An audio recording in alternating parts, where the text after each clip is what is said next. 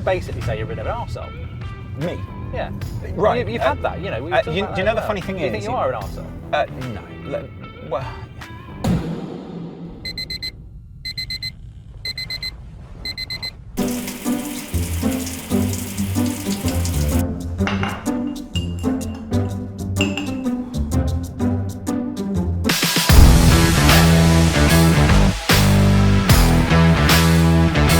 Hello, I'm Mark Goldbridge. Welcome back to Driving with Goldbridge. I'm joined today by YouTube football's poshest voice.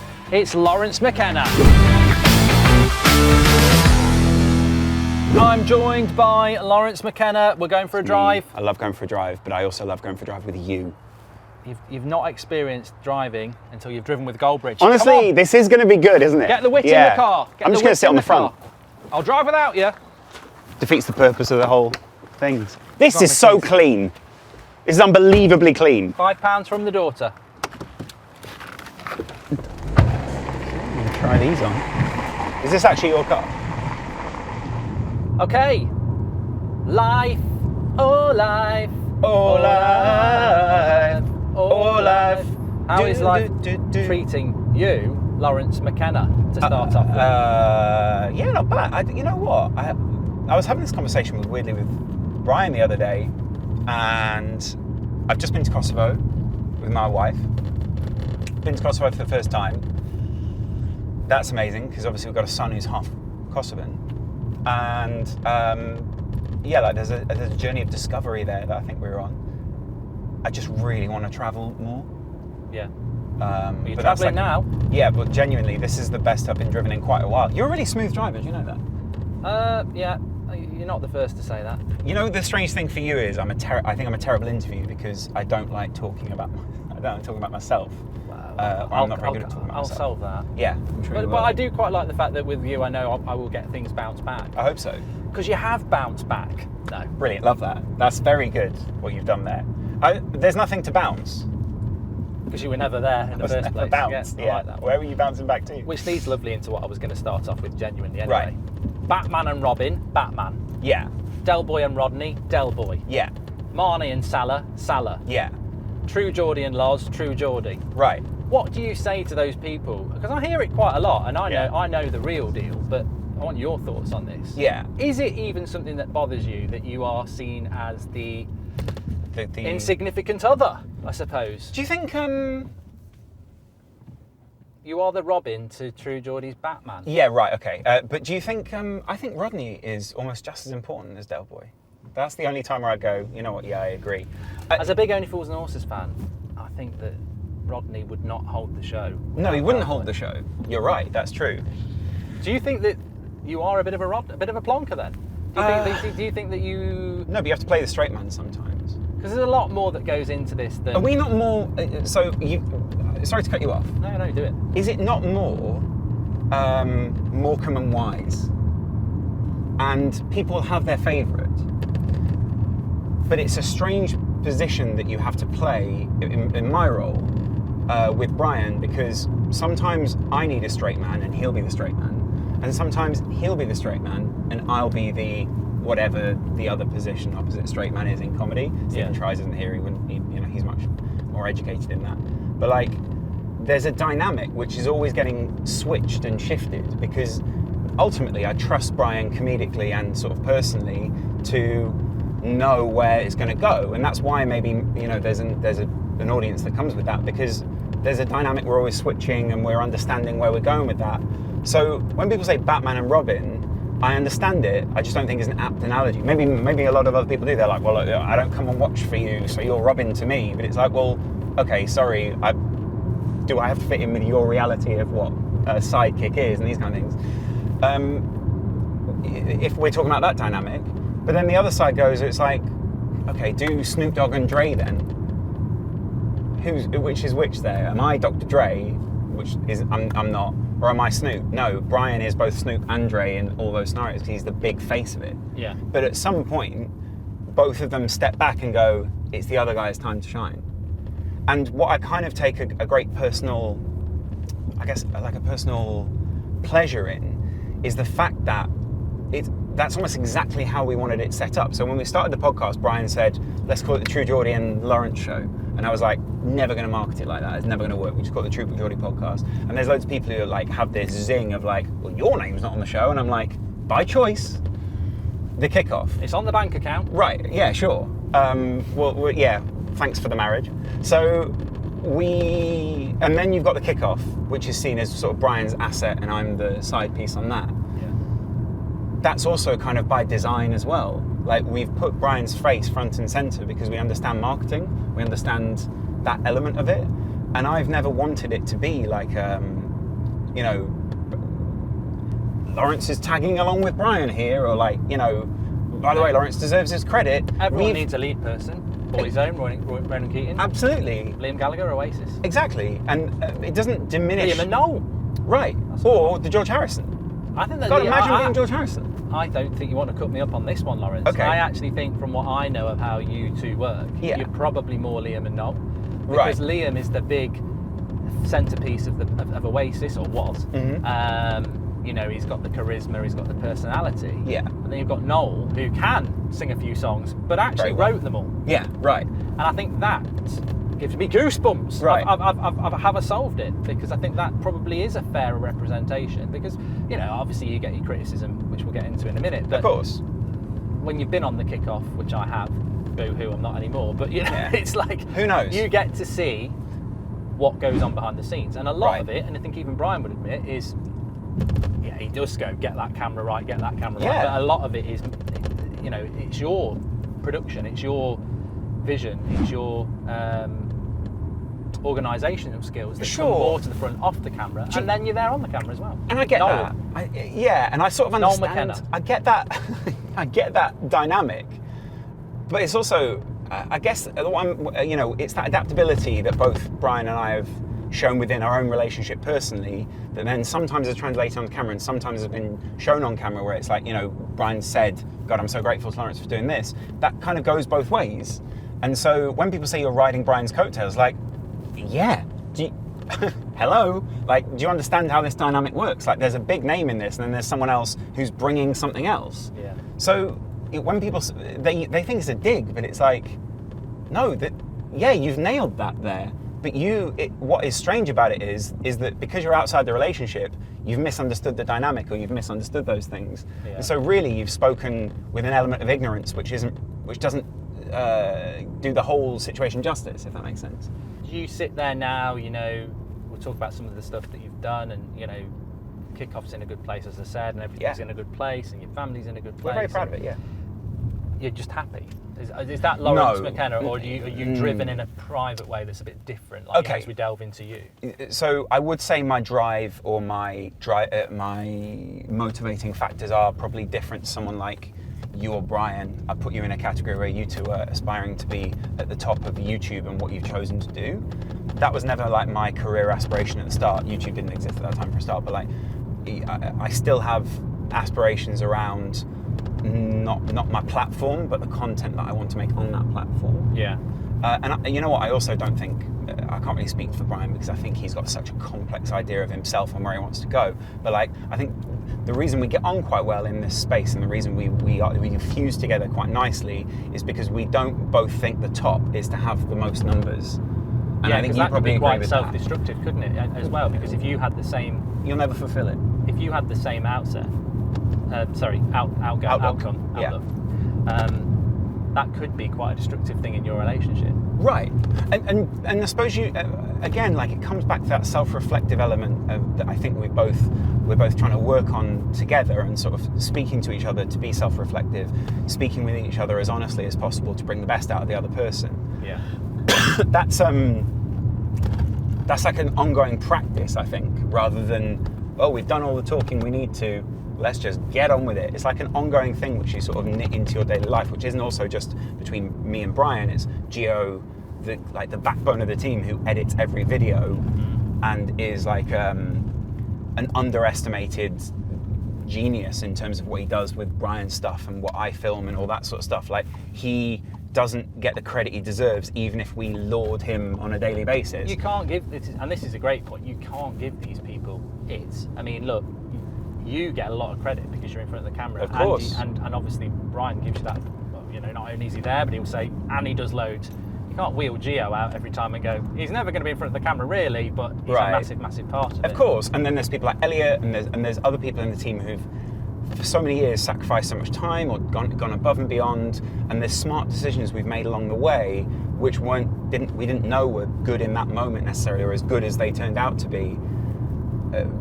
But we've been very fortunate at the same time. There's been a lot of fortune in there to get us to where we are. How did you two meet? Because I heard that you were really a big fan of Ant and Dec, and you fancied yourself as a bit of Declan. Right, and, yeah. You've nailed that story. And obviously Brian's a Geordie, and you thought, you know what? He's Ant of the two. He does look a bit like Ant. Right. You know? But how did you Next time he sees you, it's going to be awkward. I've already said I could knock him out. Yeah, of course. It was a joke. Tell him it was a joke. I'm pretty sure that was a joke. So Brian and I met on the Football Republic, and we didn't particularly know each other at the time, but then we'd sit on Skype calls waiting to go live, and we just sort of entertain each other with comments, and then we worked out that both of us liked The Office.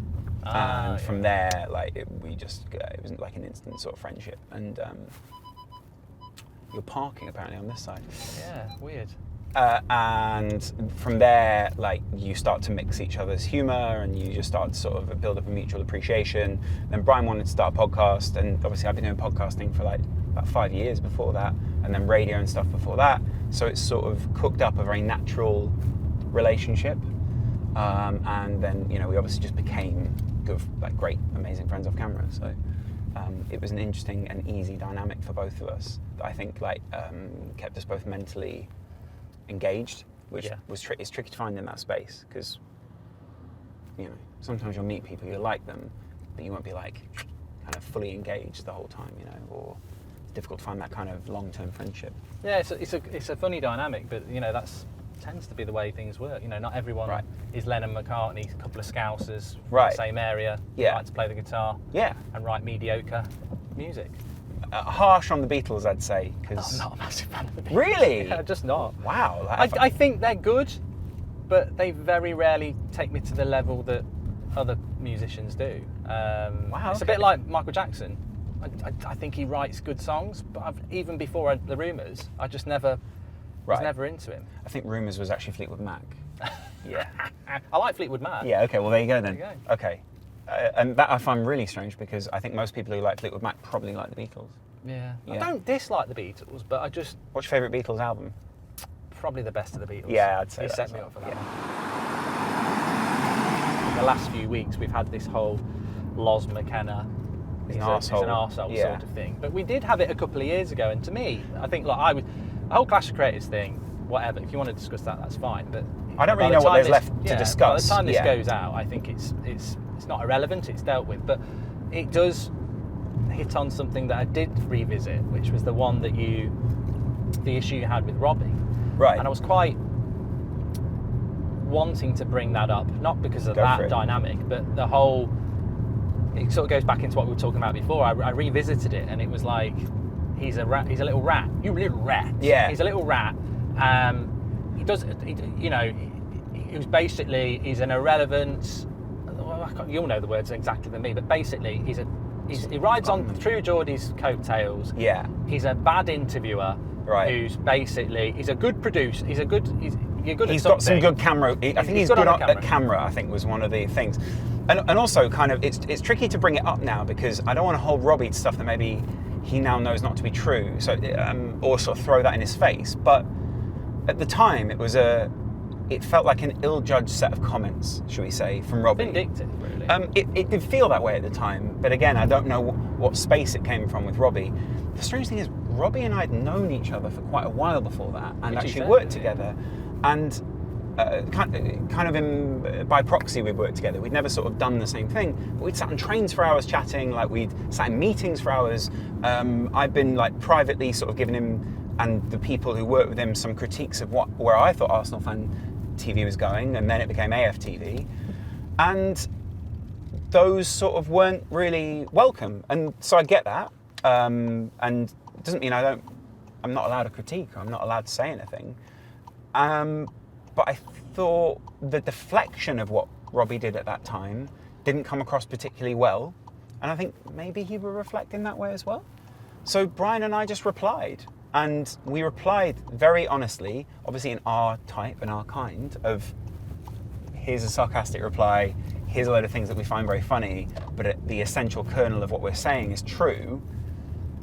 And then it all just went all of a sudden, because I think Robbie sort of realised he'd slightly misjudged. Area. It's not his area to go to town with you two when you do True News and everything like that. And, you know, probably felt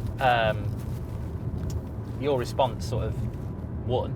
And it's not about winning, but it's also about... In that space, it feels that way sometimes. If he carried on with it, it was only going to end one way, because if I do United Stand, you are not equipped to go head-to-head with people who, you know, it's not your only string to your bow, but make a living out of ridiculing and sarcasming, or finding fault, and also scrutinising. What's the word? Right. You know, whatever. And here's the thing: like, I wouldn't class myself as a comedian, but I would say I make attempts to be funny, and I make attempts to make jokes. Yeah. Yeah. But yeah, everyone's the winner in their own race, and everyone's the star in their own movie. Which feels terrible in that moment when you're the one who's getting the abuse or the pelters or whatever you want to call it. Well, I always jump into that way, even if it's somebody, and I think this is an age thing, although there are people older than me in this industry who are complete snakes and tossers. Of course. But, I do I don't think think I'm older than you, but fair play. Wasn't really. Right, no, I'm getting good that. Good one. Yeah.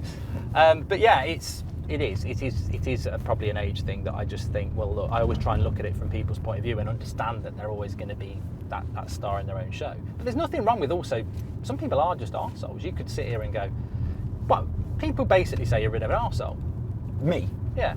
Right. You've had that, you know. Do you know the funny thing is... Do you think you are an arsehole? No. Well, yeah. You know what? Sometimes... I would acknowledge that I can be. I'll do a show because I do so many, and people will go, you've been very rude to that live chat. Right. I'll actually go, yeah. Yes. Yeah, I was. Yeah. Do you know what? That's also... I'm not in the mood. Right, okay. But that's also... Sometimes that's part of the shtick, and it's not necessarily me expressing like an authentic, fully fleshed out opinion, should we say. Sometimes I actually think people want to see the not darker aspects, but like that you don't always have to be like, hey, I'm here to entertain. Yeah. I'm here to be the nicest guy in the world. Like, that's false as well, because there is no person in the world who doesn't have a dark aspect to their personality. And if they say they don't, then they're just lying. Yeah. Because that, of course, that's part of everyone's psyche. We've all got a dark aspect to our personality. It's how we choose to, like, in a Jungian sense, integrate the shadow or, you know, play that out in our daily lives. Now, I will admit that, privately, Brian and I have been talking about how negative maybe I am, or how my energy isn't quite where I want it to be at the moment. Maybe that's a mental health thing. But that doesn't mean that, therefore, I'm going to write off the whole thing and just go, yeah, you're right, get rid of the whole, let's throw the baby out with the bathwater. It's like a game of darts, isn't it, or playing a game of poker. You know, sometimes you'll get a good hand, doesn't mean... sometimes you get a bad hand, doesn't mean you're going to stop. Just because you throw a bad dart doesn't mean you change your technique. Right. And I think, with comedy, as we all know, there's that saying about comedy, isn't it? You can think you hit the mark, but if you don't, you haven't. You don't control it. And here's the thing. You get a laugh or you don't. Is it exactly right? The problem being, you won't get a laugh from everyone all the time. And my problem is, and I think this is partly where I'm mistaken, I sometimes mix like the subject and the target a bit too much, which is why True News maybe works quite well, because sometimes the subject and the target are two different things, but we'll kind of muddy that water a little bit. I definitely think you need to know you off camera sometimes to know the joke on camera. Right, and that's part of it. Hitting the mark, isn't it? Sometimes people would just tune in, and I can imagine somebody tuning into you and go, God, I hate that guy. But Brian's part of it. I mean, this is the thing that makes me think Brian is part of it. It's not, it is a double act. Of course, and that's part of it. It might be a very subtle double act, but it is a double act. And that's where I think, like, maybe it's my fault. Maybe like we're very well knitted together as a double act. Like it's symbiotic in that Good sense. cop, bad cop. But sometimes you don't know who's who, and then you switch it back around. And a weird thing would be, and this is where the two situations online where I've maybe gotten the most trouble with Robbie and with everything else that's happened more recently, is there were some people's criticism was, well, you didn't say that you liked Charity, or you didn't say that you liked Robbie, or you didn't say this. And I thought, wouldn't it be weird if on a live stream Brian goes, yeah, I quite like Robbie, and then I went, I echo that sentiment, Brian. It would be very weird, but sometimes we speak for each other, or we let the other person speak, and it's sort of written that, yeah, these two agree, otherwise they disagree on camera, and it's strange when you see people. Here's what I've really gotten from all the issues that have happened more recently, and I get it, the guy who's sometimes in the wrong shouldn't be trying to get something from the situation, but you've got to reflect and sort of move on from that in your own life, otherwise you just stay in that space. Here's what I've gotten from it. Even though maybe I haven't agreed with the criticism or the way that I've been criticised, I've done my best to reflect on those situations. Why did I feel it was misconstrued? Why did I feel that I made a mistake in that moment? How can I grow from that? How can I be better from that?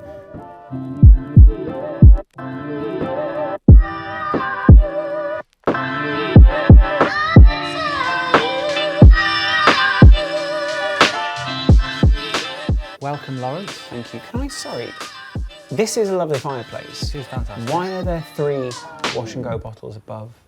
Well, it's not by accident. Right. I'd like to say thank you very much to Wash and Go for sponsoring another Driving with Goldbridge. Now, normally I would go to my phone and go, Laurence, look at this ridiculous haircut you had when you were younger. Love that. Didn't have any photos. But that would never happen with you because you Probably would actually. Yeah, because you are very self-conscious. Some would say, up yourself. Yeah, absolutely. Yeah, and that's been a trait since childhood. So. Really? So you've never had any bad haircuts? Yeah, I definitely have. I mean, you probably cut something that I didn't actually have that long ago. So you thought? Yeah, I messed up in lockdown because I went to go and shave the sides of my own head, and then I did it with like a wand, and then I went just lean into it and leant a bit too far. And sadly, that was actually the time when Wash and Go sponsored our show. So for them, I probably had the worst haircut that I could have had during that time.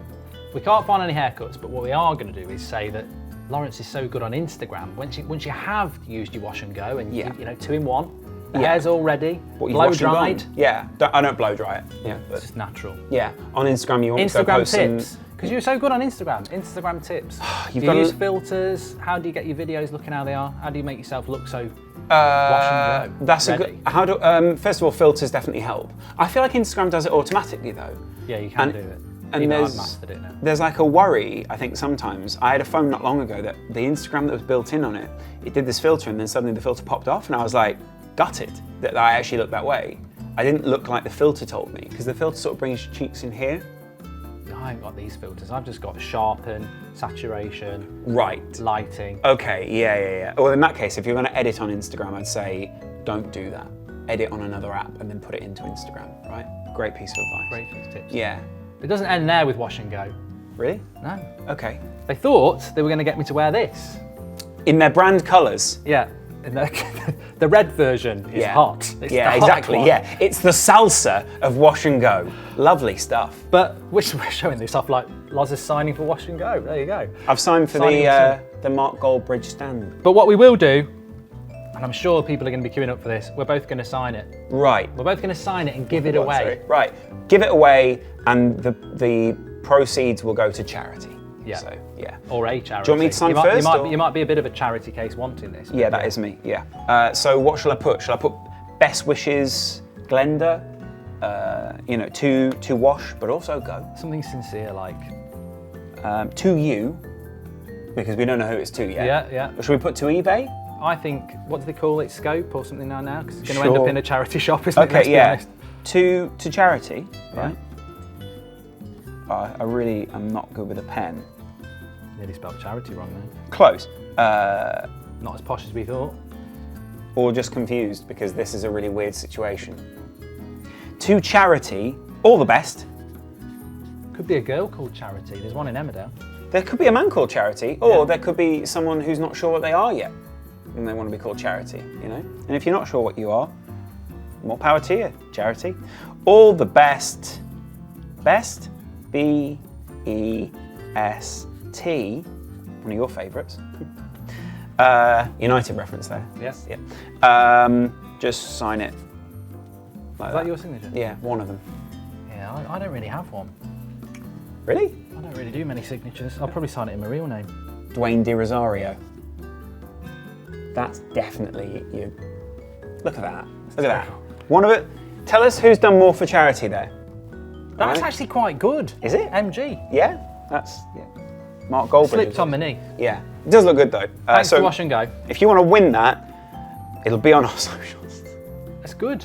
It is good. Don't wash it because it's not a permanent marker. Wash and it will go. Yeah, genuinely. So maybe you can test it. Give it a try. There you go. In the brand colours of Wash and Go, extra hot. Did you used to work at like Hugo Boss or something? That instant folding was very impressive. Yeah, I would. If I had worked at Hugo Boss, they would have hated my collars. But there you go. You see. Very quick. You get that? Yeah. You can tell when you're a parent when you can fold stuff really quick. I don't. We don't iron anything. You're right. Yeah. That's the brand bit out of the way. Good. Let's roll into mainstream media. We've both been quite brands critical in the past of them. Yeah. And the space has developed.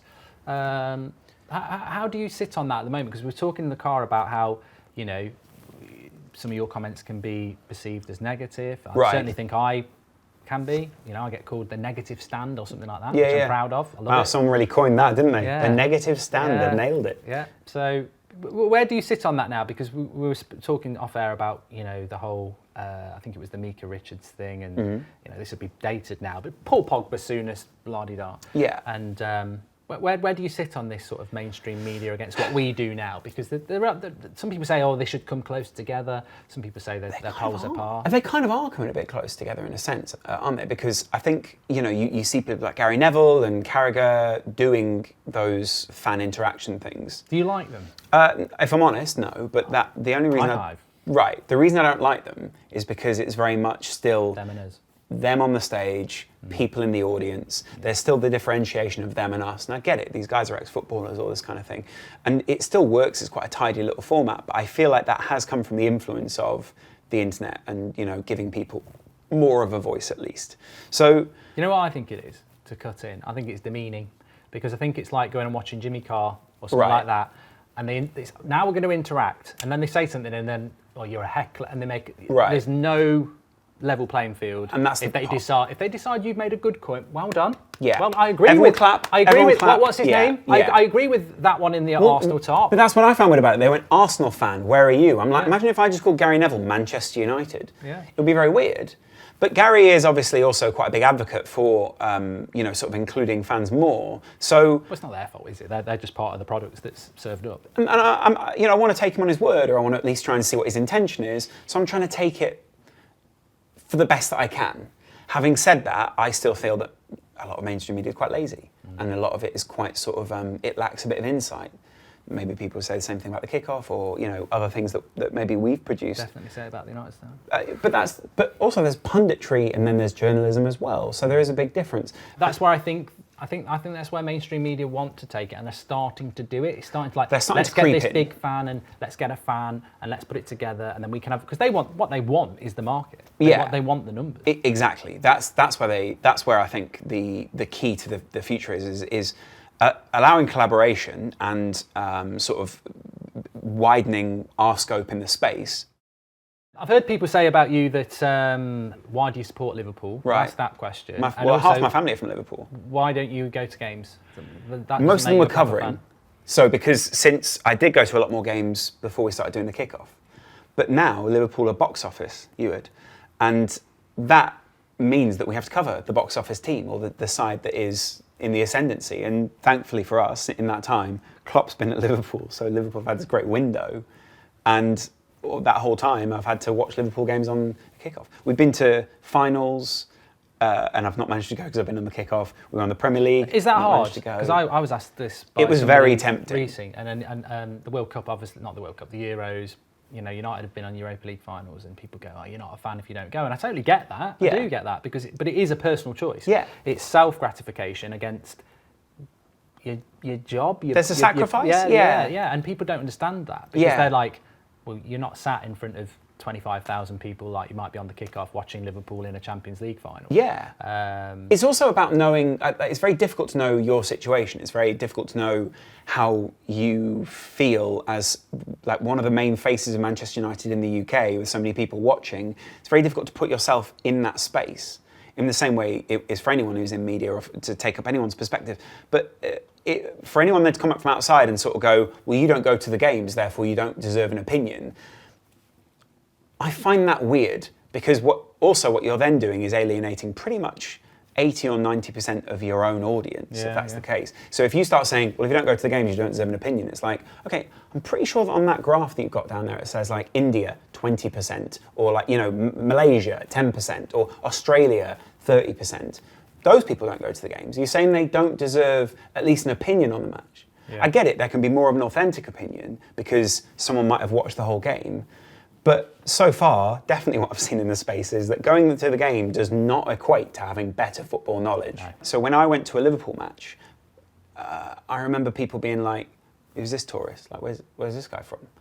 And but I just understand that, of course. I'm not from Liverpool like every day. I'm just from Liverpool when I was a kid. So I'm not like, I can't say I grew up there and have that authentic like experience of Liverpool. Of course not. But it doesn't mean I don't have any less love for it. And I've done documentaries on Liverpool, and I didn't understand the importance of Hillsborough and did a documentary on it. But that made me so much more emotionally close with the club, and it gave me something I felt invested in. Yeah. So it's the concept. I think you're right with Liverpool and Manchester United, as we are. The similarities between those clubs sort of make the rivalry, because the similarities are massive. And 89 Liverpool and 58 United, and all the it takes them beyond being football clubs when you know that, and also the cups and everything that we've won as well. Yeah, a lot of cups, a lot of European cups, a lot of Premier Leagues, a lot of Premier Leagues, small amount of Premier Leagues, small amount of European cups. 3? Yeah, 3 to 6. That's half. Half. That's very sweet. You can't argue when you've got half of the European Premier cups League. behind Right. you. Yeah, exactly. Yeah. I feel sorry for you guys. It's a joke. Yeah, well, you have won a Premier League trophy now. Yeah, exactly. You know what? That was amazing as well. It was the same. It was days after my son was born. You watched that on the telly? I did watch that on the telly. No one was at that. Yeah, exactly. So then where's your argument for if you're not in the stadium, you're not a real fan? You're breaking the law if you were. Right, it's tricky, yeah. Or I would have had a very special invite from someone. But the point was, my son was born days before that, and like that made it it was a very memorable time in my life. Liverpool winning the Premier League felt like a bit of a turning point. Seamlessly. It was in my head anyway, how do I get Fatherhood in? Right. Yeah. So Fatherhood for you, it is your first, as you know of, that you know it's of. Definitely my first. Yeah. There might be people watching this. If you are, I'll give you his number. Yeah. But please. I'm a firm backer of Child Support Agency. Absolutely. But the reality is, you are a father now. Yeah. How has that changed you as a person? I think it's made me realise a lot of things, which I've found very interesting. And it's definitely sort of enhanced my relationship with my now wife. And I think we've become closer. Yeah, we've that's become what happens closer when you have a since we got child. married. Yeah, you have and to become closer to have a child. You know what? You also have to have a much better understanding of what the other person thinks and wants. And you can't sit there and sort of go, they think that, it doesn't really matter. It's like everything matters, what that person thinks and feels now, because that both of our emotions are going to influence this person and the person they're going to become. So you have to have a common ground and agreement. There's not much you can't sort of try not to understand, or you can't really be obtuse, and you have to be very open about everything. So that has changed quite a lot. And then also it's just about being present in the moment. You realise how much you're on your phone, or how much you're texting other people, how much maybe you're on Instagram or Twitter, and my son just can't understand that concept. Not because he's not smart, he's a genius, but to a kid, what I realised was it basically just looks like this. Because when he gets my phone, he just goes and thinks that's what we're doing on it. The same with laptops, he just smashes the keyboard and stuff like that. But yeah, it's very rewarding. It's great. When we went away on holiday, you realise how quickly he soaks things up. And before, I was trying to get him to dunk a basketball in a hoop, and before I went, I was like, pick up the ball, put it in the hoop. Pick up the ball, put it in the hoop. He was just sort of watching. We get back from holiday, 10 to however many days later. He gets down, crawls over to the hoop, grabs the ball, puts it in, and then looks back at me like, And that was the first time he did it. And like that's an incredibly proud moment. How is he now? 9? Yeah, he's doing a great job. Yeah, he's 15 months now. Yeah. Yeah. Well, look, it's a great time. Don't waste it. No, I've got 3. Yeah. But the first 4 years, there is something very special about that you can't get back. Yeah. Like, they become a different being after. I thought you said it was your first. Yeah, but I've read a lot of parenting books. There you go. Yeah. You can't learn how to parent in a book.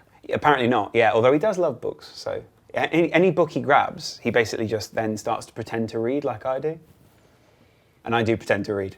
Do you think it's made you less selfish?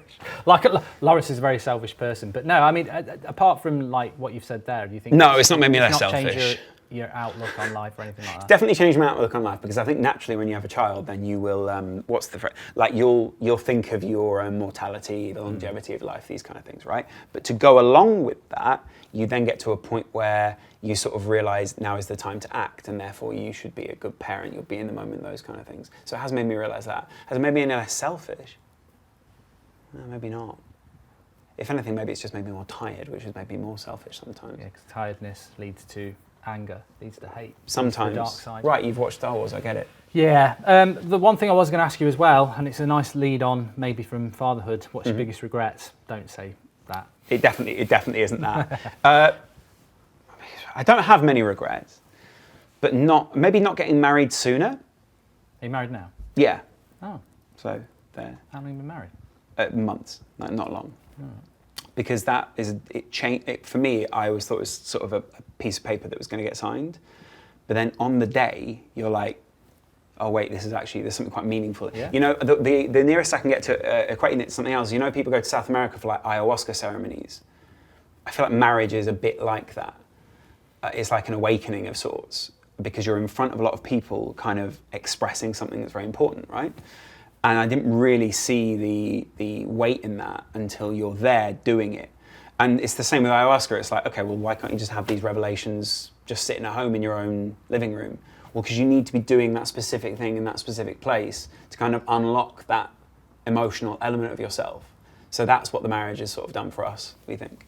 It's like it's been an element of public commitment and private commitment, which has sort of changed my perception of that whole thing. To be fair, my biggest regret is probably not... Robbie Williams once offered me a cigarette out the back of his house, and I probably should have taken that and gone, I'm going to smoke with Robbie Williams now. That would have been cool. No regrets, they don't work. Yeah. It's been real, Lawrence.